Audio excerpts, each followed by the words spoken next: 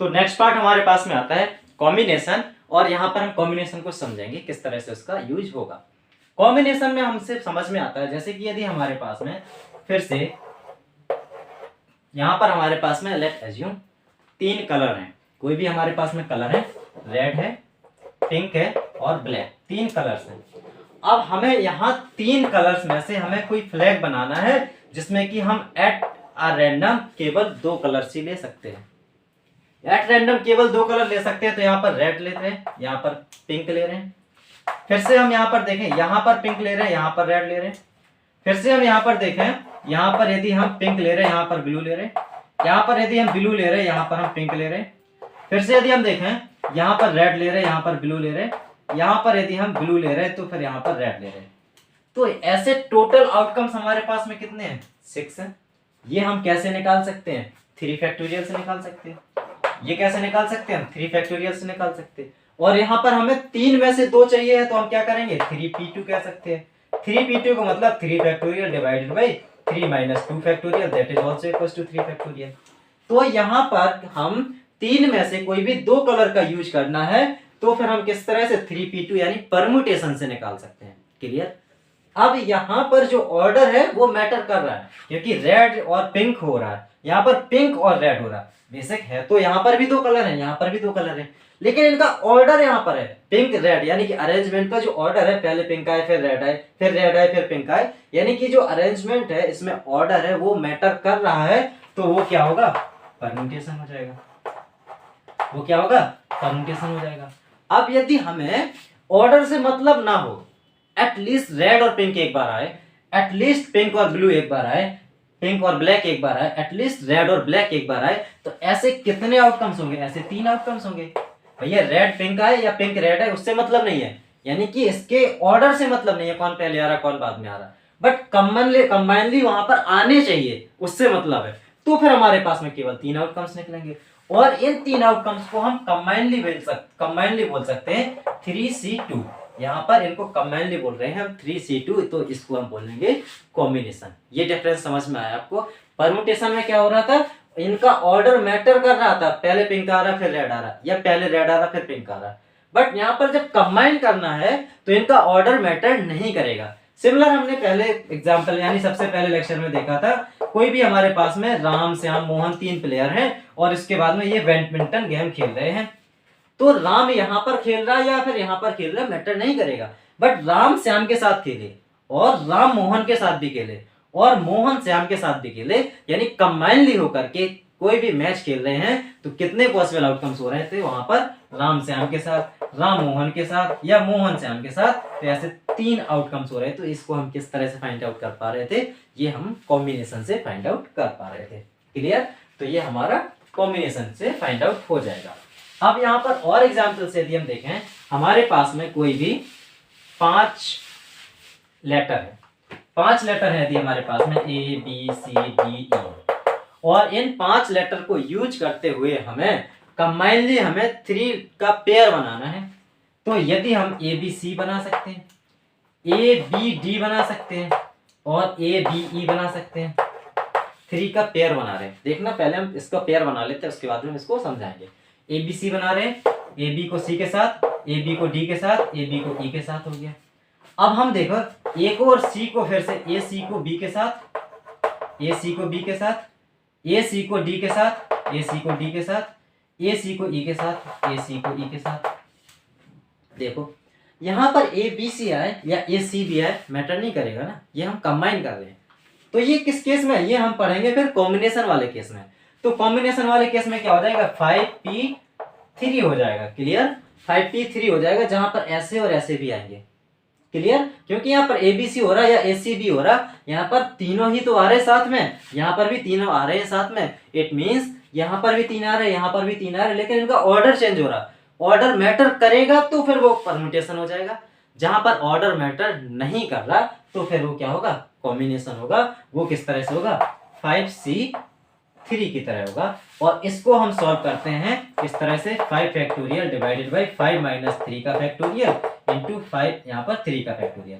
तो ये कितना आएगा? 5 इंटू 4 इंटू 3 का फैक्टोरियल यहाँ पर, या 5 माइनस 3 यानी 2 यहाँ पर इंटू 3 का फैक्टोरियल, ये हमारे 2 2 जा 4, यहाँ पर 5 2 जा 10, यहाँ पर 10 ऐसे आउटकम्स आएंगे और उन 10 आउटकम्स को हमें लिखना है, उसको समझना है कैसे लिखते हैं। क्लियर? तो इसको हमें 10 आउटकम्स आएंगे और इन 10 आउटकम्स को लिखना है, वो किस तरह से लिखेंगे इसको हम समझेंगे। देखो हम ए बी के साथ में सी लिख रहे हैं, ए बी के साथ में डी लिख रहे हैं, ए बी के साथ में हम ई लिख रहे हैं। अब हम बी सी के साथ में ए लिख रहे हैं, बी सी के साथ में डी लिख रहे हैं, बी सी के साथ में ई लिख रहे हैं, सी के यहाँ पर सी डी के साथ में ए लिख रहे हैं, सी डी के साथ में बी लिख रहे हैं और सी डी के साथ में ई लिख रहे हैं। अब हम ना डी के साथ में बोले, डी ए के साथ में बी लिख रहे हैं, डी ए बी लिख रहे हैं, डी बी सी लिख रहे हैं और D A B, D B C, D C E लिख रहे हैं। इस तरह से जो हम लिख रहे हैं, क्या ये सही लिख रहे हैं? क्या ये हम सही लिख रहे हैं? देखो भाई, यहाँ पर ए बी सी लिखे, यहाँ पर बी सी ए लिखे, ये तो हमारा कॉम्बिनेशन नहीं है। ये हमारा क्या है? कॉम्बिनेशन नहीं है, क्योंकि ए बी के साथ में सी आ गया, ए बी के साथ में डी आ गया, ए बी के साथ में ई आ गया।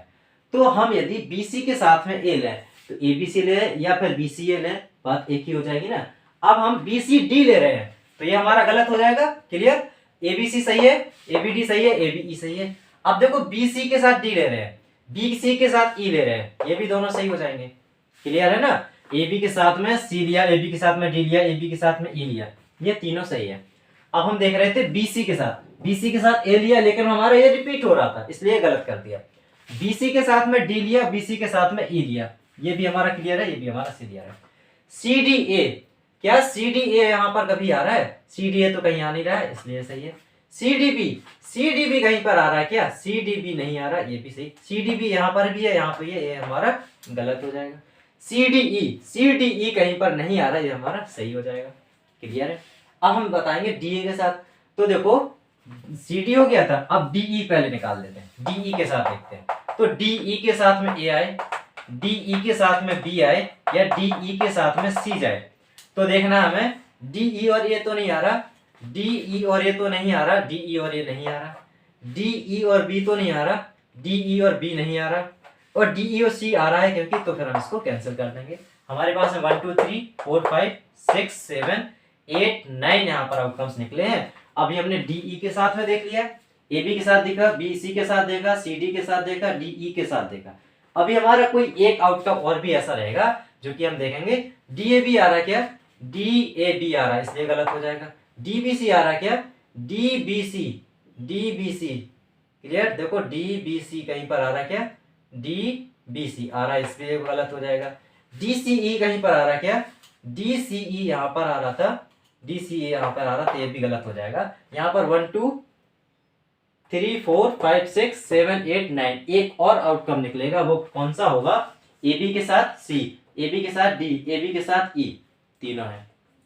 बी सी के साथ में डी, बी सी के साथ में ई, बी सी के साथ डी, बी सी के साथ ई, सी डी के साथ में ई, सी डी के साथ में ई, और सी डी के साथ में ए, सी डी के साथ में ए, और सी डी के साथ में यदि हम बी देख रहे थे तो वो हो चुका था, और सी डी के साथ में ई।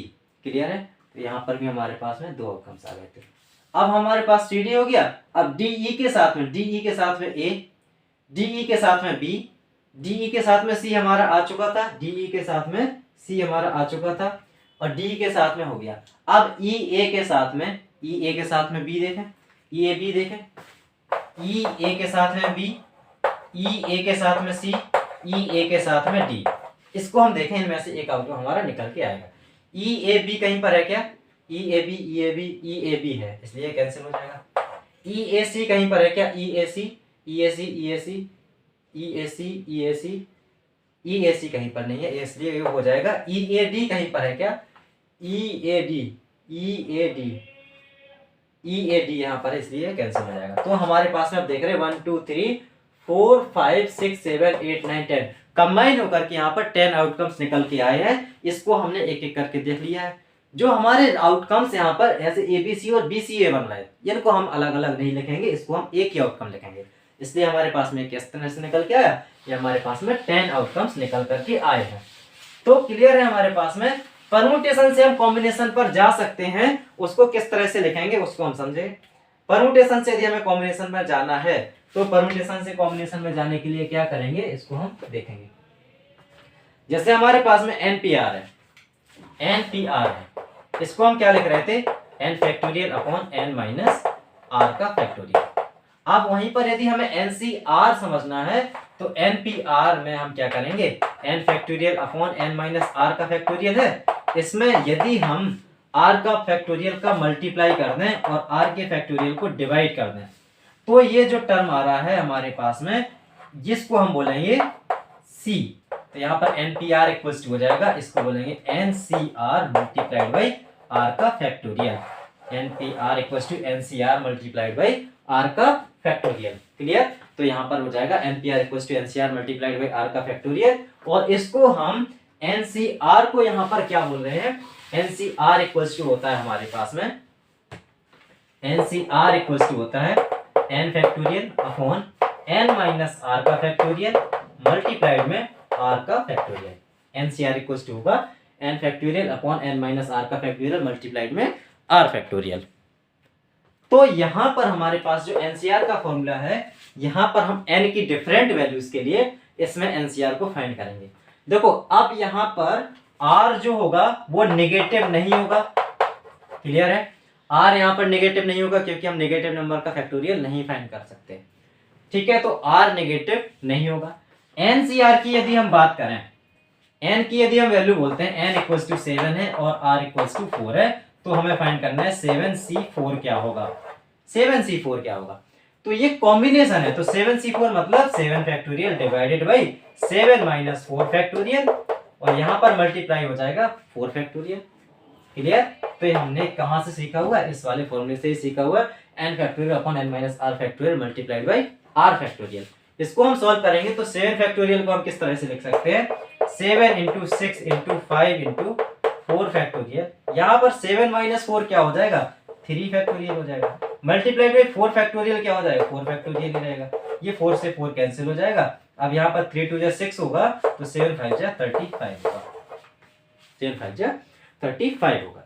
अब हम यहाँ पर डिफरेंट वैल्यूज को फाइंड करना सीखेंगे, उसके बाद में हम आगे के क्वेश्चंस को सॉल्व करेंगे। क्लियर? तो यहाँ पर NCR की वैल्यू, यहाँ पर 7C4 की वैल्यू 35 आई हुई है। यहाँ पर हम different value NC0, NC1, NCR, NCR minus 1, NCN, इन वैल्यूज को हम फाइंड करना सीखेंगे। क्लियर? तो यहाँ पर यदि हमारे पास में NCN, ठीक है, NC0 है, NC0, तो यहाँ पे R की जगह पे क्या है, 0 है, तो NC0 को फाइंड करने के लिए हम क्या करेंगे, n फैक्टोरियल डिवाइड में R की जगह पे क्या है, 0 है, तो n माइनस R की जगह पे 0, तो n माइनस 0 मतलब n फैक्टोरियल हो जाएगा, इनटू R फैक्टोरियल मतलब 0 का फैक्टोरियल। 0 फैक्टोरियल हम प्रूव कर चुके थे, 0 फैक्टोरियल की वैल्यू आती है 1, तो n फैक्टोरियल से n फैक्टोरियल कैंसिल हो जाएगा, तो इसका आंसर आएगा 1। तो ये हमेशा ही याद करके रखना है, NC0 will always equals to 1। Clear? NC1 की बात करें तो यहाँ पर जो R है, R यहाँ पर हम इंसर्ट करेंगे R इक्वल्स टू 1, तो NC1 क्या हो जाएगा, n फैक्टोरियल अपॉन R की जगह पे क्या पुट कराएंगे, 1, n माइनस 1 का फैक्टोरियल इंटू R की जगह पे 1, तो यहाँ पर ही 1 फैक्टोरियल हो जाएगा। अब n फैक्टोरियल को हम किस तरह से एक्सपेंड करके लिख सकते हैं, n को फैक्टोरियल को लिख सकते हैं n इंटू n माइनस 1 का फैक्टोरियल। ऐसा क्यों लिखा, क्योंकि हमें डिनोमिनेटर में n माइनस 1 का फैक्टोरियल दिख रहा था, तो ये n माइनस 1 से n माइनस 1 कैंसिल हो जाएगा। अब हमारे पास बचेगा n upon 1 factorial, n upon 1 factorial, 1 factorial की वैल्यू होती है 1, तो क्या हो जाएगा, डायरेक्टली ये n आ जाएगा। तो NC1 की वैल्यू हमारे पास में आती है n, NC1 की वैल्यू यहाँ पर आती है n। हाँ, यहाँ जो R है, यहाँ भी हम R की बात करेंगे, तो R हमारा 0 से लेकर के n के बीच में ही लाई करेगा। क्लियर? NC0 भी हो सकता है, NCN हो सकता है, NCN प्लस 1 नहीं पूछेंगे। क्यों? क्योंकि यहाँ पर हमारी ये कंडीशन फेल हो जाएगी। कैसे? यहाँ पर R की जगह पे n प्लस 1 पुट करते हैं तो ये आएगा n फैक्टोरियल। R की जगह पे यदि हम n प्लस 1 पुट करते हैं तो आएगा n माइनस n प्लस 1 का factorial into R factorial, R की जगह पे n प्लस 1 कर दिया, तो यहाँ पर तो हमारा n फैक्टोरियल आ जाएगा। यहाँ से n माइनस n तो 0 हो देगा, वो ये माइनस माइनस यहाँ पर माइनस प्लस 1 हो जाएगा, यानी कि ये माइनस 1 का फैक्टोरियल आ जाएगा, जो कि हम नेगेटिव नंबर का फैक्टोरियल नहीं पढ़ते। क्लियर? तो यहाँ पर हम NCR में जो भी हमारा R होगा, R की रेंज क्या होगी, 0 से लेकर के n तक होगी।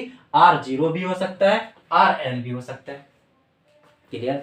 अब एनसीआर की बात कर रहे हैं तो एनसीआर हमारा क्या हो जाएगा, n factorial upon n minus r factorial into r factorial. ये हमारा जनरल फॉर्मूला हो गया n minus r factorial into r factorial. ये हमारा जनरल फॉर्मूला हो गया एनसीआर का। अब यहाँ पर आर एनसीआर माइनस वन और यहाँ पर एक और पढ़ेंगे एनसीआर प्लस वन, इसको और समझ लेते हैं। एनसीआर माइनस वन और एनसीआर प्लस वन इसको समझेंगे तो ये क्या होते हैं देखना है। एनसीआर माइनस वन है, एनसीआर माइनस वन। अब यहाँ पर जो आर था उसकी जगह पे आर माइनस वन इंसर्ट कराना है तो देखेंगे n factorial upon n minus r, r की जगह पे क्या करना है, आर माइनस वन पुट कराना है, n minus r factorial into r minus one का फैक्टोरियल हो जाएगा। क्लियर है? तो यहाँ पर आर की जो वैल्यू रखेंगे हम उसके अकॉर्डिंग हम इसको समझ लेंगे। तो ये क्या आएगा, एन फैक्टोरियल आएगा divide by n minus r minus minus plus one का फैक्टोरियल हो जाएगा इंटू आर माइनस वन का फैक्टोरियल हो जाएगा। क्लियर है? तो यहाँ पर हमारी जो वैल्यू है वो आर डिपेंडेंट रहेगी। अब हम यहाँ पर देख लेते हैं आर की वैल्यू यदि हम 6 पुट कर देते हैं, एनसीआर यहाँ पर आर माइनस वन, यहाँ पर आर की वैल्यू 6 पुट कर देते हैं, एन की वैल्यू 7 पुट कर देते हैं, आर इक्वल्स टू 6 और एन इक्वल्स टू 7।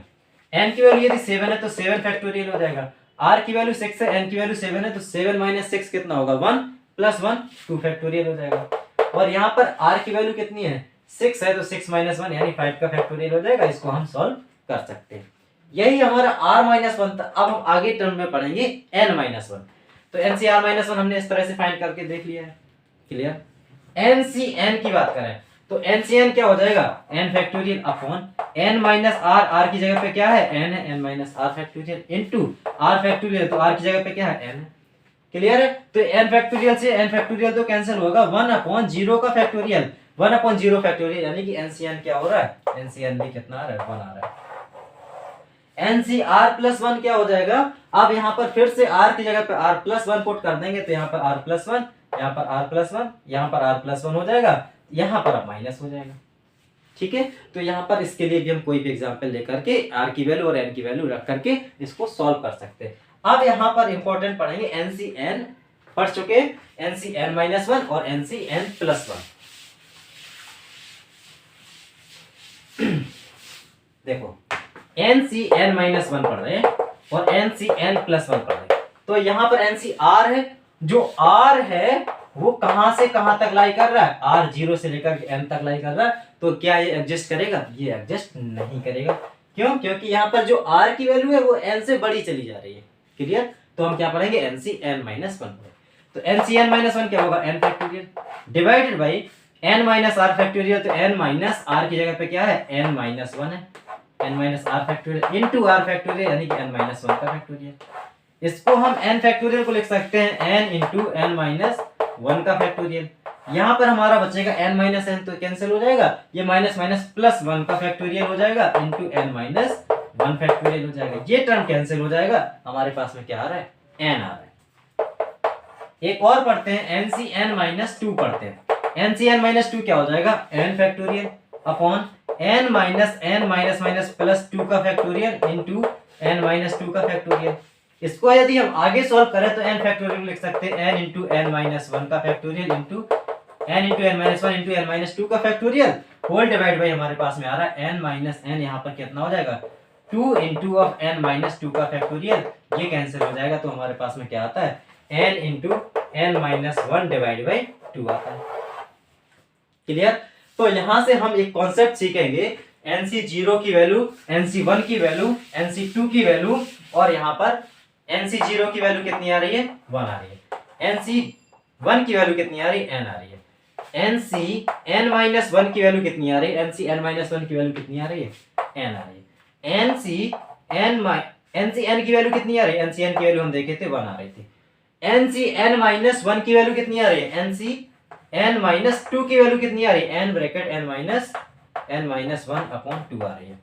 अब यहाँ पर हम यदि NC2 की बात करें तो NC2 हो जाएगा n factorial upon n minus 2 का फैक्टोरियल इंटू ऑफ 2 का फैक्टोरियल। यहाँ पर भी इसकी वैल्यू आएगी जो कि आ रही है n ब्रैकेट n-1 अपॉन 2। तो यहाँ से हम देखें NC0, NC1, NC2, NC3 इस तरह से जा रहे हैं, फिर उसके बाद NCn-2, NCn-1, NCn इस तरह से हम लॉट करके आ रहे हैं। 0 1 2 3 से लेकर के फिर हम n तक जा रहे हैं और यहाँ पर n हमारा कांस्टेंट है। ठीक है, तो जब हमारे 0 से लेकर के n तक वैल्यू जा रही है तो पहले ये बढ़ती जा रही है n-1 और इस तरह से फिर लास्ट में ये कम होती जा रही है, यहाँ पर n into n-1/2 into n यहाँ पर 1। तो यहाँ पर हम परमुटेशन के बाद में जब कॉम्बिनेशन पर जाते हैं तो कॉम्बिनेशन की जो वैल्यूज हैं वो कुछ इस तरह से जाती हैं। पहले हमारे एक ही ऑर्डर में इंक्रीज हो रही हैं, पीक तक जाएंगे फिर उसी तरह से डिक्रीज हो रही है। ये पीक पर जा सकती हैं और या फिर ऐसा भी हो सकता है कि यहाँ पर पीक पर कोई दो वैल्यूज बराबर हो फिर इस तरह से रिपीट होकर के नीचे डिक्रीज हो। ये डिपेंड करता है कि हमारे पास में n है वो इवन है या ऑड है। क्लियर? तो यहाँ पर इतनी कॉन्सेप्ट हम सीखे हुए, इनसे रिलेटेड क्वेश्चंस, कॉम्बिनेशन से रिलेटेड क्वेश्चंस जो वर्ड प्रॉब्लम्स हैं उसको हम नेक्स्ट लेक्चर में कंप्लीट करेंगे। ओके, तो यहाँ पर हमें जो बेसिक कॉन्सेप्ट है हमारा एनसीआर का वो हम यहाँ पर कंप्लीट किए हुए हैं और इनकी वैल्यूज किस तरह से जाती हैं इसको हमने यहाँ पर समझ रखा है। ओके।